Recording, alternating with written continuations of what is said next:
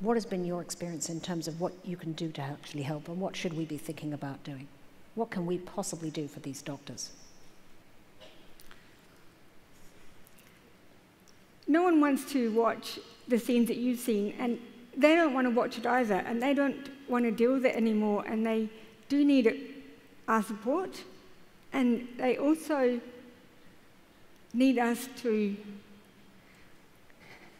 they also will say to me, Annie, there's still more life than death in Syria, and there is, because people didn't come out in the streets in 2011 to discover all these different ways to die. Chemical weapons, the bombs, the snipers, being shot to death, being tortured to death, being starved to death. There's, over 1 million people being besieged by the Assad government with the help of Hezbollah and the Russians. They came out to live. They came out to find out what freedom meant.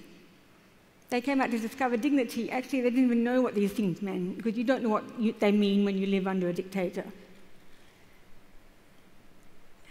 So Syrian doctors need a lot of things. They need our support. They need us to know what's going on.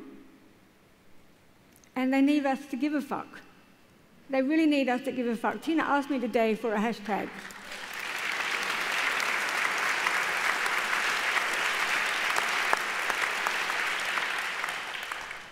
And I gave it to a force for good, because I think we can still be a force for good. But for that to happen, we all do need to give a fuck. And if you give a fuck about one single thing, give a fuck about these kids who are dying and the doctors who can't even treat them because they're either being killed as they try, like my friend Dr. Ali Dawish, who was killed only a week ago, 10 days ago, in a similar chemical attack just a few miles away from Khan Shaykhun.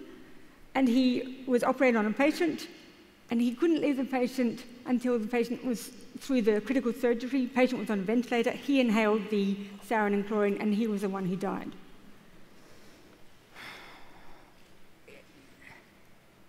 So we need to give a fuck about this one thing.